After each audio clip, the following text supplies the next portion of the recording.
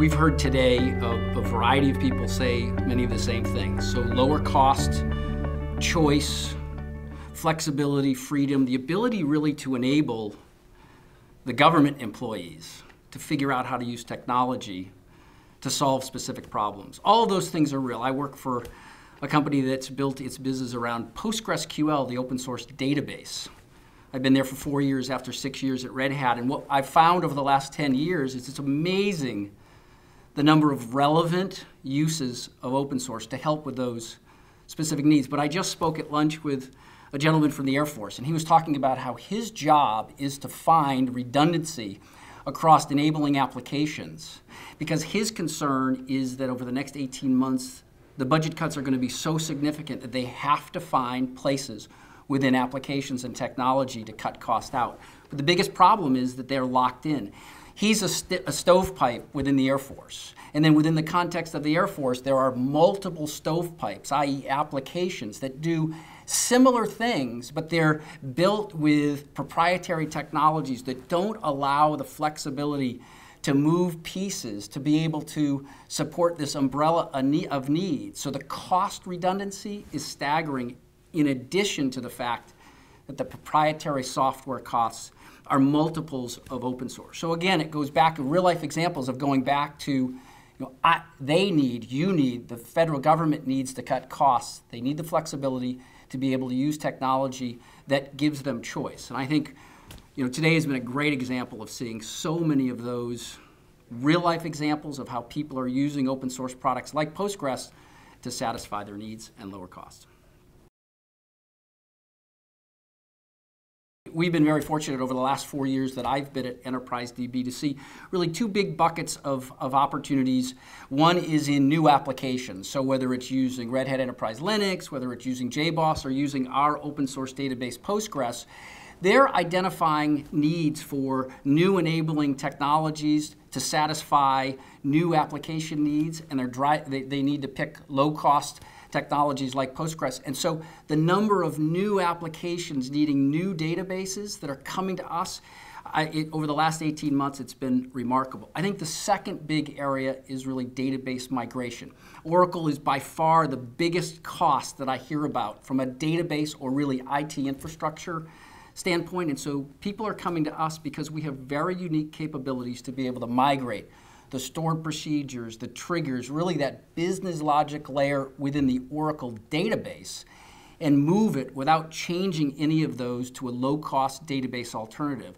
And the number of proof of concepts we have right now is truly remarkable. So for me, it's NOAA, it's the FAA, it's NASA using PostgreSQL to drive mission-critical applications, and then one of the most mission-critical missile defense applications on the planet, identifying bad guys who have missiles. They use our database today rather than Oracle. They saw that it could be performant, scalable, reliable, and absolutely secure, so they were able to replace Oracle with our database. The same thing with DISA. DISA needed to provide a database as a service infrastructure for folks like the Army to go to a low-cost database alternative, and they picked our technology. So the other piece is systems integrators. They're coming to us because they're being forced right now for their clients to lower cost, and Oracle database is the big target, and we're one of the few database companies on the planet that has built not only an entire business around Postgres, but we are the only one that has a low-cost, open-source-based solution that allows you to migrate off of Oracle. So very exciting times, certainly for us. The trend is to move away from silos, not only applications, but also underlying technologies, and to pick infrastructure components like Linux, like JBoss, like Postgres, that gives you plenty of flexibility to be able to take care of a wide variety of needs at low cost. So I think the trend really, it's about more right now, and not only moving off of proprietary, but also identifying a strategic roadmap within the context of your IT infrastructure that includes more and more and more open source for new.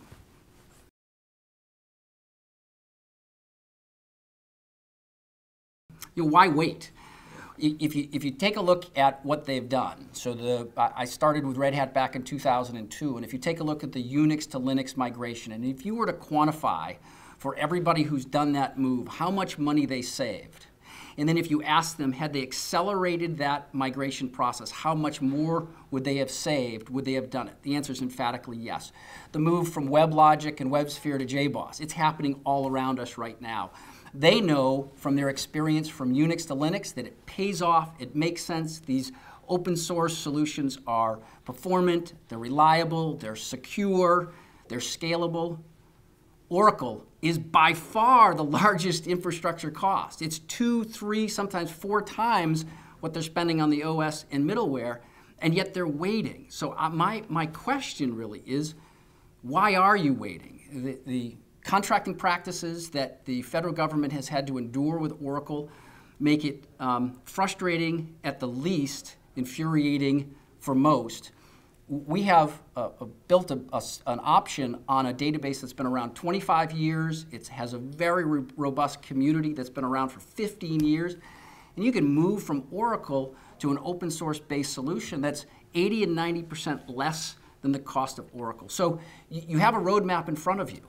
You can identify the biggest proprietary components, that big Oracle database being the one that jumps out for everyone. Why wait? Move now. I think the things for me that are most exciting, quite frankly, are working with 4 very large systems integrators across 10 different specific projects within 4 of the big DoD groups that have said enough is enough. We have put a stake in the ground, and we are absolutely going to find an alternative to Oracle. So they've gone to the systems integrators, and the systems integrators have looked around and said, you're it. You have a database that's proven itself with some of the largest, most mission-critical apps in our federal government. You've proven it with other governments globally, and you can help us move our customers off of Oracle without rewriting all the things that we've been writing into this database for the last 3, 5, 8, 10 years. So for me, our business is exploding, but our business is exploding within the federal government right now because the choice is clear. It's not proprietary. It's a move to open source based products that provide choice, flexibility, security, and low cost.